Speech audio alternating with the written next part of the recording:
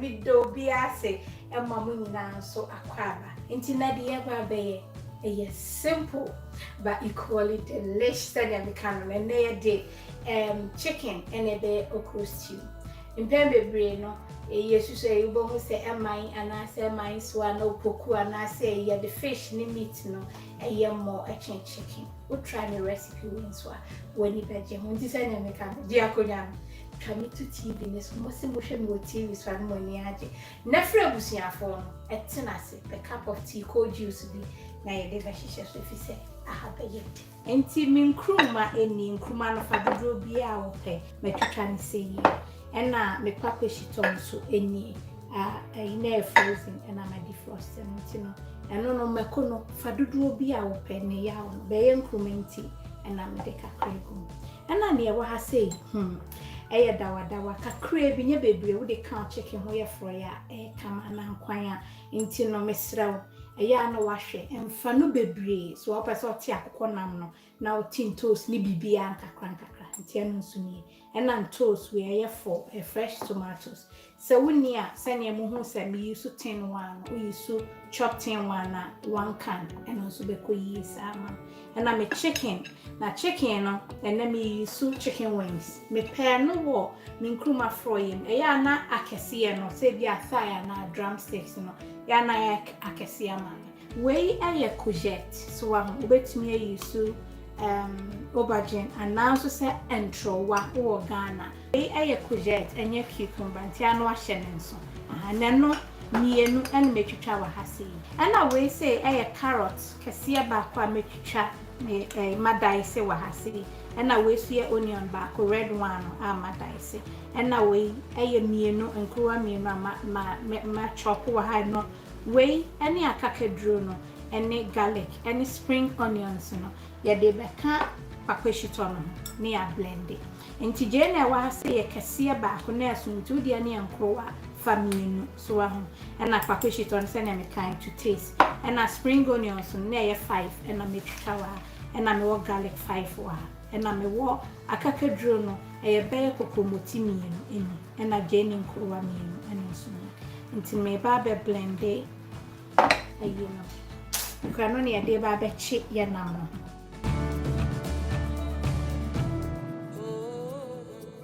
okay nti se si ano me use hand blender me pensuo bia wo mu nti na me ye nsa nti no blender fensuo kakra ka ho betumi ama wa poso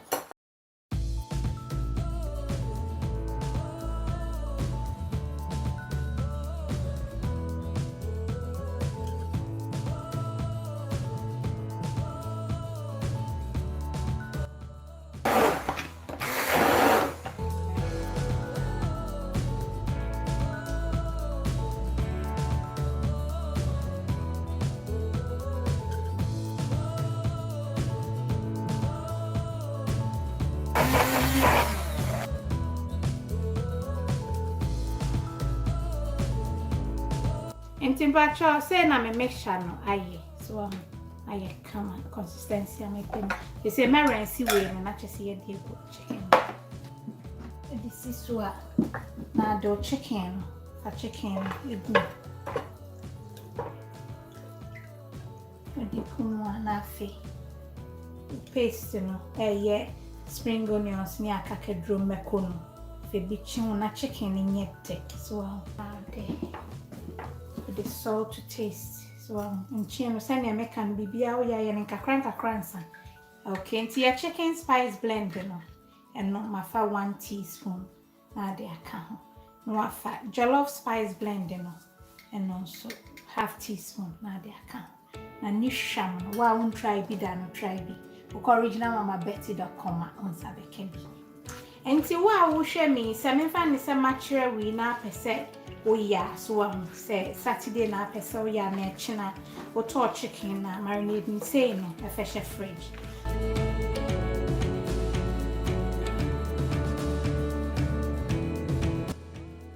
tino me di we ba sha siansa na ayese hu steamy kakra no ansa na me de ebia nsu kakra bia ka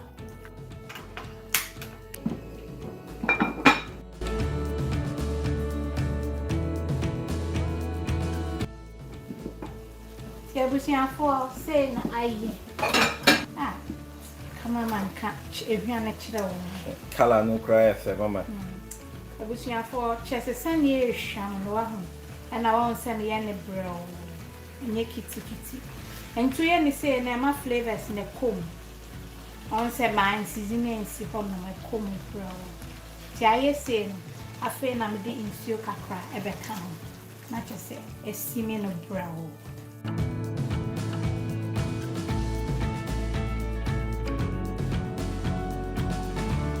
It is a CA and overcook or chicken, me chasing chain.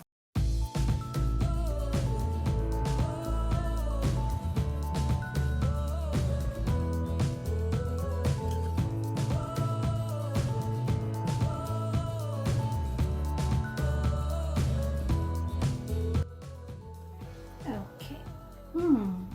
Look at that.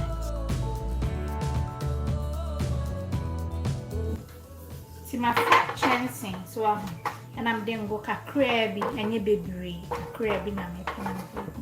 Ujene no and go no and my name do baby won't say as a nice and one emu ashy so inti so and ye kitty dear goom for Jane.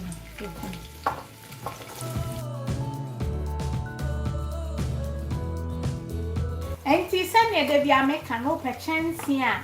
A year kama, a year corner, would ye be an el to me so? A beer and show so Mr. Onye be any beer and quite dear son and show. Who pay beer chairmania, or original Mama Betty.com on Sabekini, and also say, your name senior or Ghana, a diner, and in Subenya be or friend was 059-289-2343. Unsabe kindia de number no ebegu asiama.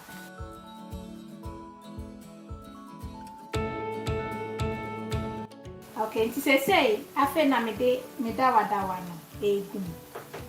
Akra bi na so be ye adwuma na ama na ye dze. Nti say no afe na odo mixture no. Akakedro ni pakoshito, garlic, spring onions and Jenny red meat. I be no Johanna. It's where me stock no home.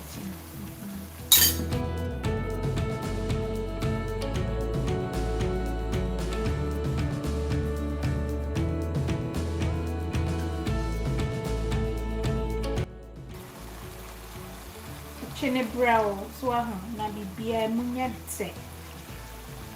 Na mi see ehwa no.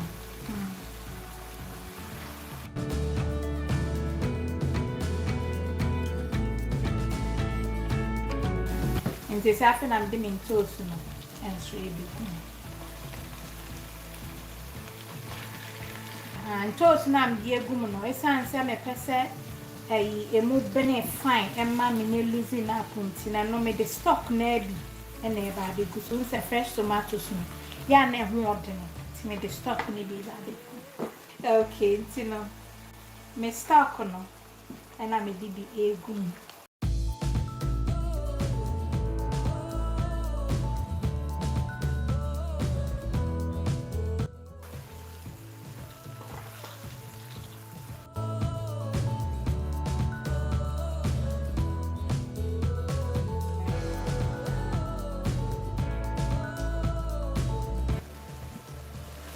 Nti emu che brown so na afi na me de me chicken no me san dia begum me fry e dia me se mesesa chance no.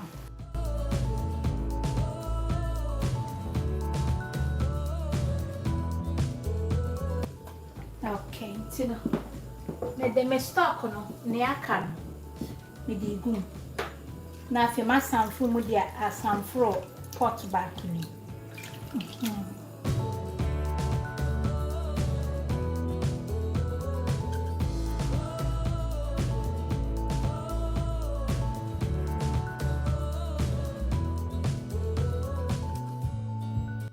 Are you sure? Okay.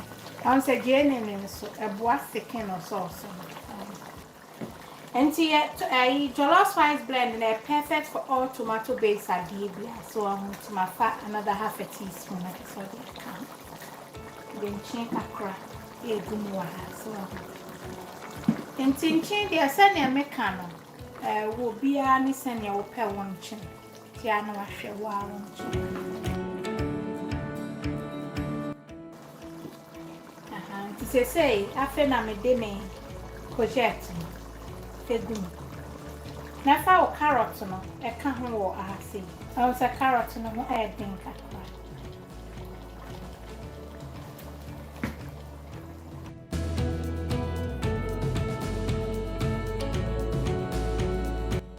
No, say na say ya froye no so aye courgette na hunye peche libre ba me men ko na se fa nkruma no ubetumi anoa ansa na ade egum recipe ni bu am ye ne sa we me noa na me bi egum so intino ye ni say okay intimo bicarbonate of soda wa ha aye to say kem and yet full and I'm being good. I will say.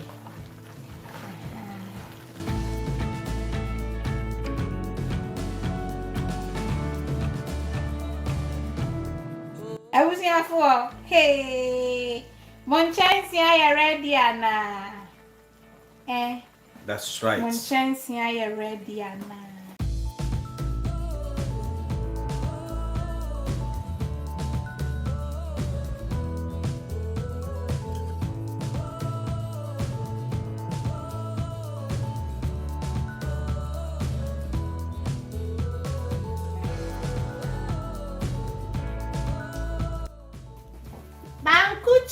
Ke okro ne de biani ye one way na he sane ye hye we me kan ye be 2 hours kwan sameba ope food flaxer and na food warmer e keep your aduane temperature right amount bi akọ original mama betty.com anu sa he uhun tutu no ti ane adofo ni nyamo me ne mo anadwuma ne ye so That's right. And say, yeah, come on, where they're checking.